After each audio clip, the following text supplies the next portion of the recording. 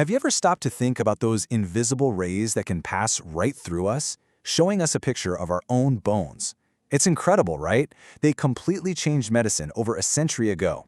But how in the world are they actually made? Well, today, we're going to take a journey deep inside the machine to really understand the physics and the brilliant engineering behind the production of X-rays. So here's our roadmap. We'll kick things off with their discovery and a really simple recipe for making them. Then we'll dive right inside the X-ray tube, tackle the crazy engineering challenges, and look at the power that makes it all go. After that, we're going to zoom way in to the atomic level to see how they're born, before finally figuring out how that beam gets shaped into a perfect medical tool.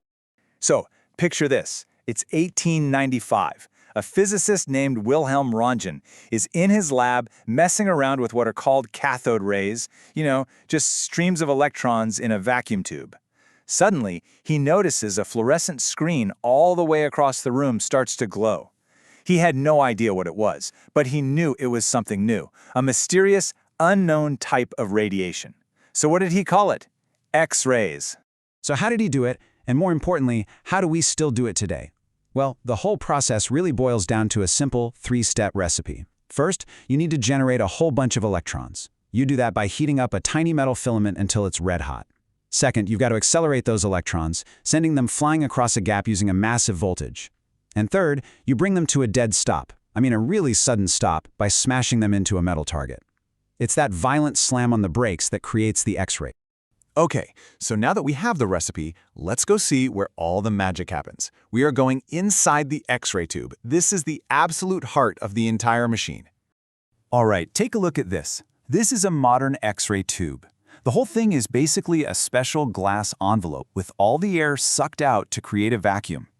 Over on one side, you have the cathode. That's where you'll find the filament that's going to be our electron source. And on the other side, you've got the anode, which holds the tungsten target that those electrons are about to smash into.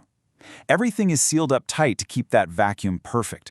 Let's break down these two key players. First, the cathode. That's the negative side. Its whole job is to be the source of electrons. We run a current through its tungsten filament. It gets super hot, and through a process called thermionic emission, which is just a fancy way of saying it boils off electrons with heat, we get a nice little cloud of them. Then you have the anode, the positive side. It's the target. The high voltage yanks those negative electrons toward this positive target, and bam, they collide and X-rays are made. So the key difference, the cathode makes the electrons and the anode stops them. Now, making this all work reliably and safely, well, that presents some pretty serious engineering challenges.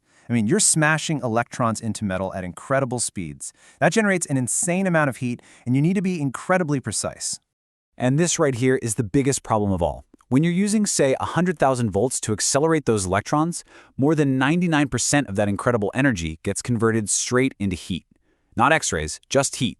The target gets so hot, so fast, that it's in constant danger of just melting. So how on earth do you stop that from happening?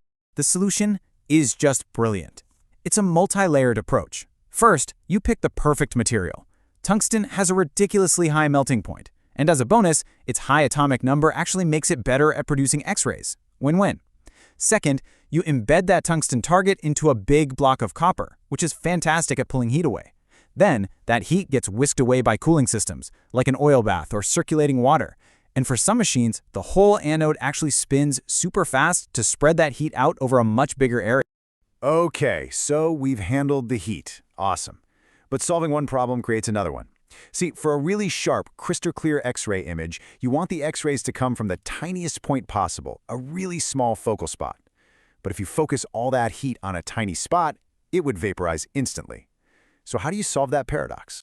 And this is the solution. It's an absolutely ingenious bit of geometry called the line focus principle. Check this out. By angling the target, the electron beam can hit a much larger actual focal spot, let's call it A, which is big enough to handle the heat. But if you look at it from below, where the patient would be, that angled surface looks like a much smaller spot, which we'll call A. You get the heat capacity of a big target with the image sharpness of a tiny one. It's just beautiful. Now, this angled target does have one little consequence. It's called the heel effect. Basically, some of the X-rays have to travel through a bit more of the target material to get out, so the beam ends up being slightly less intense on one side. But it's a well-known effect, and it's easily corrected with special filters. No big deal. We've talked a lot about the tube's mechanics, but of course, none of this works without some serious power. So let's take a look at the sophisticated electrical circuits that actually drive this whole process. So this diagram shows that there are really two different circuits working together here. On one side, you have a low-voltage circuit. Its job is to provide just enough power, about 10 volts, to heat up the filament.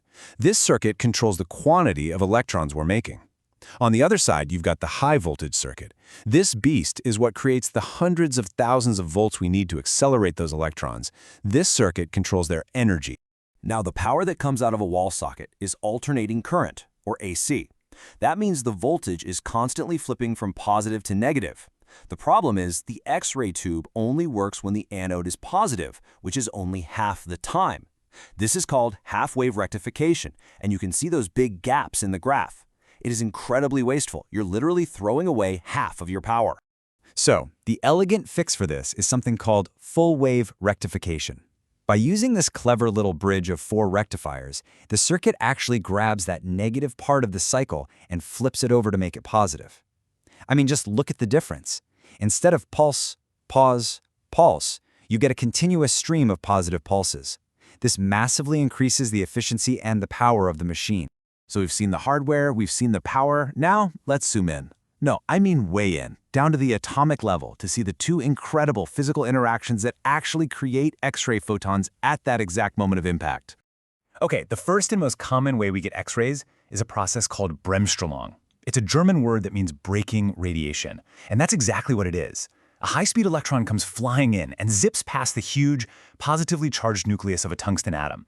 The powerful attraction of the nucleus grabs the electron, bends its path, and slows it down. All that kinetic energy it just lost has to go somewhere, right? It's instantly released as an X-ray photon. This can happen a little or a lot, creating X-rays with a whole range of different energies. The second process is called characteristic radiation. This one's a bit different. In this case, the incoming electron doesn't just get deflected, it scores a direct hit on an electron in one of the inner shells of the tungsten atom and knocks it right out. This leaves a hole, a vacancy, and the atom is now unstable. So an electron from a higher energy outer shell immediately drops down to fill that hole, and as it falls, it emits an X-ray photon with an energy that is exactly equal to the energy difference between those two shells. These energies are super specific, like a unique energy fingerprint for tungsten. Okay, so we've successfully generated a raw spray of X-rays using both of those methods. But for medicine, that's not good enough. We need to precisely control this beam, shaping its intensity and its energy for whatever job we need it to do. This graph is the perfect summary of what we just talked about. See that big smooth curve? That's all the Bremsstrahlung radiation, making up the bulk of the beam.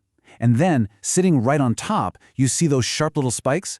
Those are the characteristic X-rays. Now, notice what happens when we add a filter. The new line shows that the filter has stripped out all the low-energy X-rays. And that's crucial, because those low-energy photons aren't useful for treatment or imaging. They just add unnecessary radiation dose to the patient. So a technologist basically has 3 main knobs to dial in the perfect beam. The first is filtration, which we just saw. The second is tube current, which we measure in milliamps, or mA. This just controls how hot the filament gets, and therefore how many electrons we get. It's a direct control over the quantity of X-rays. Double the mA, you double the X-rays. Simple. The third is tube voltage, or kVp. This controls the top speed of the electrons. It affects the maximum energy or quality of the X-rays, but it also affects the quantity.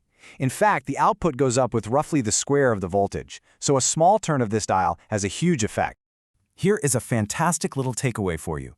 With this whole spectrum of different energies being produced, what's the average? Well, a really useful rule of thumb that medical physicists use all the time is that the average X-ray energy is about 1/3 of the peak voltage, or kVp, that you set. It's just an approximation, but it's a super handy one to keep in your back pocket. So, we've done it. We have the recipe, we know how to generate, control, and shape a beam of X-rays. But how do you take all these individual parts, the tube, the complex power supplies, the cooling systems, and package them all together into those massive, precise, sometimes even rotating machines we see in hospitals? Well, that is exactly what we are going to explore in our next explainer on clinical radiation generators.